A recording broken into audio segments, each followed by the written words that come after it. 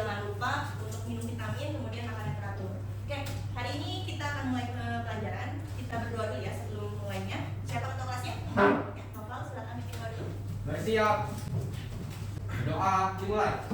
Mari salam. Assalamualaikum warahmatullahi wabarakatuh. Waalaikumsalam warahmatullahi wabarakatuh. Ya, terima kasih ketua kelas. Oke, sebelum kita memulai belajar kembali, kita nyanyi lagu nasional dulu ya. 1, 2, 3. Garuda Pancasila, aku yang pendukungmu. Patriot proklamasi, sedia berkorban untukmu. Pancasila dasar negara, rakyat adil makmur sentosa. Pribadi bangsaku, ayo maju, maju, ayo maju, maju, ayo maju, maju. Oke, terima kasih. Ya, gimana? Kelasnya sudah bersih belum nih? Sebelum kita belajar nih. Oke, kemudian bajunya sudah rapi semua? Dasinya sudah dipakai? Maskernya sudah dipakai? Baik, Ibu ingin melakukan absensi dulu. Del, Alvino, Alia, Artika, Asma, Cut, lagi toilet. Jangan. Di mana? Devi, Dimas, Fatih, Isa, Tasya, Ilham, Kenora, Bintang, Lutiana, Mokhtar, Muhammad Yasin, Muhammad Aulia, Muhammad Taufik, Muhammad Azhar, Muhammad Aditya, Nadia, Nova Lutfi, Nazwa, Radityo, Raka, Ramzi, Rasya, Satrio, Salsabila, Firna, Zaki. Oke, baik. Pada mau pakai sosiologi.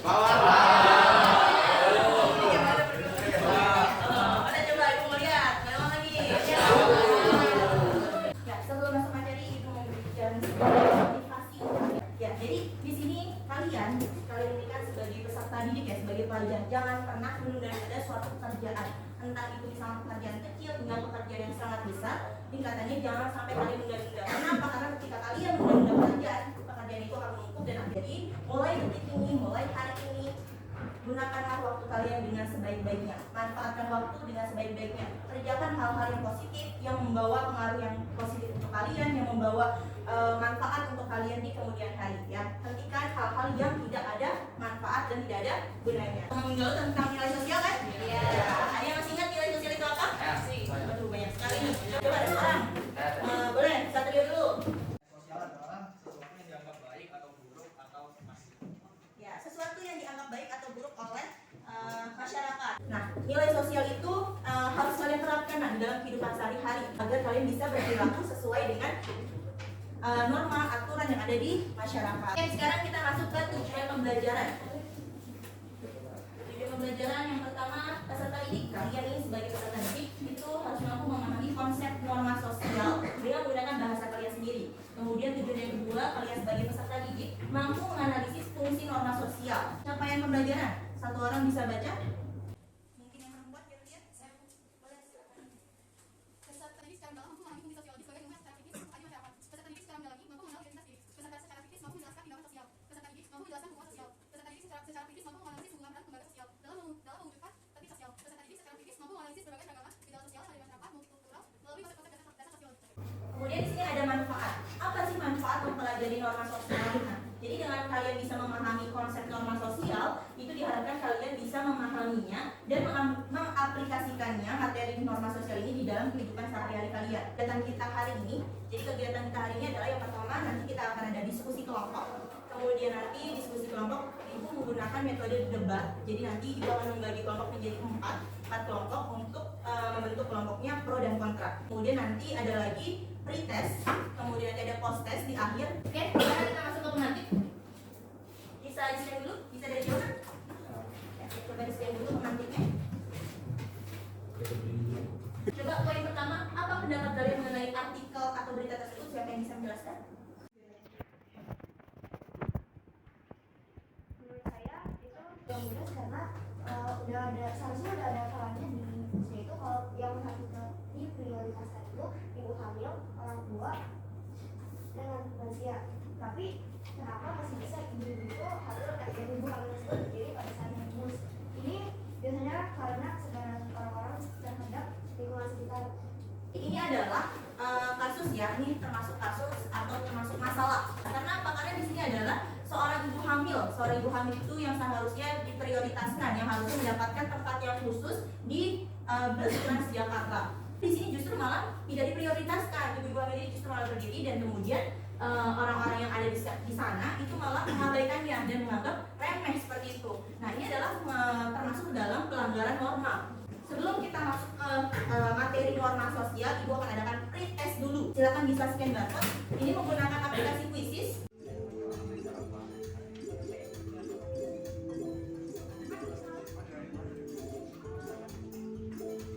Nah, ini adalah hasilnya. Jadi di sini ada 5 orang yang memperoleh nilai tertinggi. Ada materi norma sosial. Ini norma sosial adalah aturan perilaku yang dibuat untuk bisa memelihara keseimbangan dan keteraturan sosial yang disertai dengan sanksi. Ini kata kuncinya aturan perilaku. Nah, di sini adalah norma yang ada di dalam masyarakat ini merupakan perwujudan dari nilai-nilai yang dianut oleh masyarakat. Perwujudan, ada wujudnya. Ini ada lagi. Suatu norma umumnya itu hanya berlaku dalam masyarakat tertentu. Artinya norma yang dianut suatu masyarakat belum tentu dianut oleh masyarakat lain. Kita akan bentuk kelompok. Nah, ini adalah kelompok yang sudah Ibu bentuk. Kita akan perdalam dulu materi tentang norma sosialnya sebelum Ibu menjelaskan tentang KKPD. Silakan bisa scan barcode. Ini adalah materi norma sosial di buku. Baik, sudah ya. Di sini ada KKPD. KKPD tentang norma sosial seperti biasa ada nama kelompok, kemudian anggota yang ditulis, kemudian ini adalah petunjuknya ya. Nah, ini adalah petunjuk untuk KKPD-nya. Nah, jadi di sini tahapan yang pertama itu mengorientasi dulu kalian ini dibentuk sebuah kelompok dulu nantinya. Karena tadi sudah Ibu berikan nama-nama kelompoknya dibagi menjadi 4 kelompok sekelas ini. Fase kedua mengorganisasikan ya, sudah dibentuk kelompok. Kemudian fase ketiga ini melakukan penyelidikan. Yang keempat mengembangkan dan menyajikan hasilnya. Ending itu ada laporannya ya, laporan dari hasil debatnya dalam bentuk Canva. Terakhir ada menganalisis dan mengevaluasi proses pemecahan masalah. Karena bisa duduk sesuai dengan kelompok itu.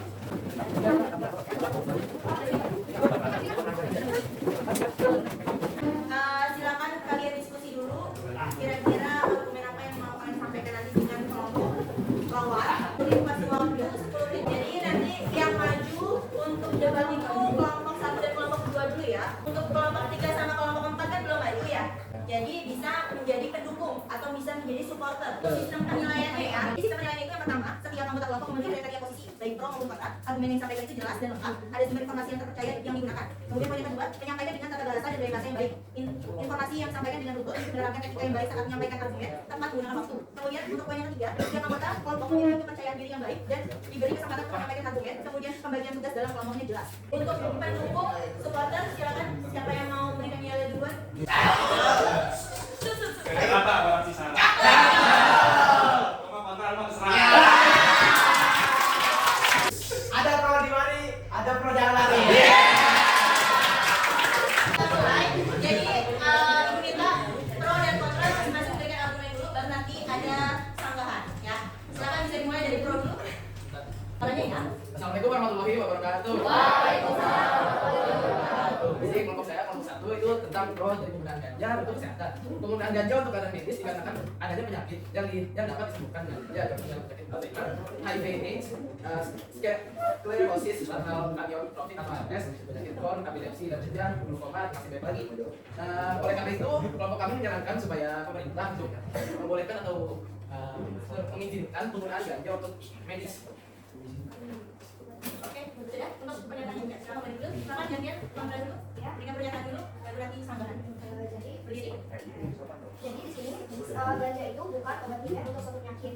Jadi ada ganja itu untuk alternatif dan sangat tidak disarankan. Jadi dengan cara lain ada obat yang seharusnya diberikan untuk penyakit tersebut.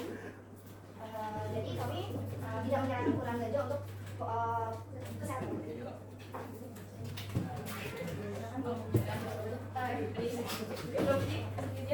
Tadi kan disampaikan ya bahwa kalian berpendapat bahwa semoga ganja itu tidak disarankan untuk kesehatan. Tapi saya ini mengambil kasus pada tahun 2017 yaitu bernama Fidelis Ali Sudarmoto, yaitu punya istri. Nah, istrinya ini memang lagi sakit kebetulan. Namanya penyakitnya itu istri bermelia atau kita ada susuk tulang belakang. Nah, dia ini karena di Indonesia belum memenuhi menggunakan ganja, jadinya dia tuh menanam ganja sendiri di rumah. Tetapi karena di Indonesia itu kan belum dilegalisasi ya, jadi dia nanam di dia setelah beberapa saat dia tuh ketahuan oleh BNN, yaitu Badan Narkotika Nasional, dari tahan selama 30 hari. Menurut saya itu kayak nggak masuk akal. Perumpamaan gitu, kita lagi di laut, terus kita tenggelam kan, terus ada pelampung nih. Nah pelampung ini ganja, sedangkan kita ini penyakit. Kita tuh ngadu ganja, tapi sama pemerintah nggak boleh ganja sama aja. Ada kasih kesempatan hidup, tapi nggak digunain gitu. Jadi harusnya ganja dipakai, tapi kita berusaha dengan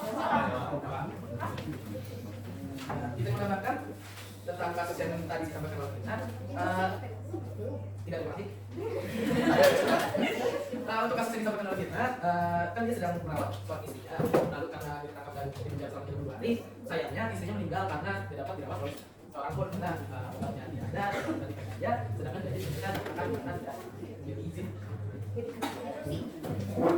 Penjelasan pada pasal 6 ayat 1 huruf K menerangkan bahwa narkotika golongan 1 hanya dapat digunakan untuk tujuan pengembangan ilmu pengetahuan dan tidak digunakan dalam terapi. Dan ganja ini termasuk dalam narkotika golongan 1 yang berarti tidak boleh digunakan untuk kesehatan medis. Nah, kita tuh bisa mengobatinya dengan misalnya menggunakan bahan-bahan yang lain yang sudah ada izin edarnya dan dipercayai aman untuk kesehatan dan tidak menimbulkan dampak-dampak yang buruk bagi penyakit-penyakit yang lainnya. Cukup ya, kayaknya semakin memanas semakin kesini ya. Oke, jadi sebenarnya kasus ini tuh memiliki dua versi ya, baik yang pro sama kontra, dan di sini tuh belum ada titik temunya baik itu gimana. Jelas ya, Indonesia itu adalah negara hukum, pastinya akan menolak adanya legalisasi ganja untuk medis. Nah, sedangkan baik bagi yang pro itu pasti sangat membutuhkan karena apa? Karena dia mempertaruhkan dan memperjuangkan anaknya agar tetap hidup, agar tetap sembuh dengan cara ganja, padahal ganja itu tidak baik sebenarnya ya, untuk prospek ke depan itu sebenarnya tidak baik. Nah, di sini memiliki sisi pro dan kontra. Nah, mungkin di sini baiknya pemerintah apa? Satu, mungkin mencari tahu dulu apa solusi yang tepat, entah itu misalkan mencari alternatif obat yang lebih tepat dengan cara yang lain, tidak menggunakan ganja. Karena kalau misalkan ganja itu diperbolehkan, pastinya akan apa? Akan disalahgunakan bagi orang yang tidak tahu apa itu fungsinya ganja, atau mungkin masyarakat yang lainnya akan menggunakan ganja dengan seenaknya sendiri. Untuk debatnya sudah cukup ya, berarti untuk pertemuan selanjutnya yaitu kelompoknya Radityo dan kelompoknya selanjutnya ibu minta kalian membuat rangkumannya dalam bentuk Canva. Silakan bisa dikerjakan sekarang, ibu kasih waktu 10 menit ya, 10 menit untuk kerangka kasarnya dulu, nanti diselesaikan lagi di rumah. Kerangka kasarnya dulu, silakan bisa dibuka laptopnya. Kelompok yang pendukung juga sama ya, membuat hasil atau rangkuman dari debat ini. Oke?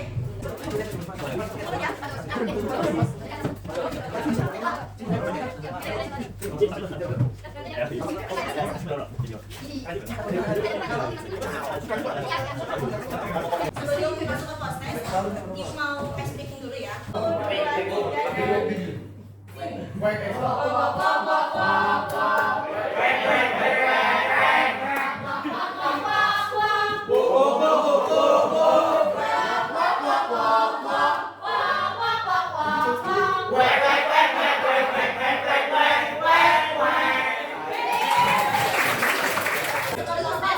Ya, proses ini ada terkait analisis ya. Jadi kerjakan dengan maksimal. Oke, kita mulai ya. Oke, kita mulai.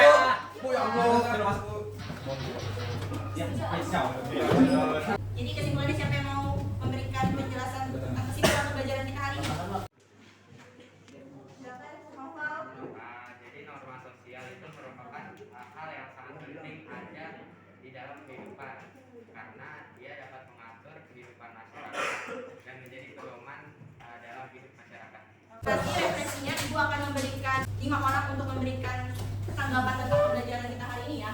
Untuk pertemuan selanjutnya kita akan lanjutkan lagi untuk debatnya, dan materi selanjutnya nanti adalah tentang penyimpangan sosial. Jangan lupa dipelajari ya materi tentang penyimpangan sosial yang ada di masyarakat. Kalau sudah cukup jelas bisa dipimpin doa dulu. Bersiap. Doa dimulai. Selesai. Memberi salam.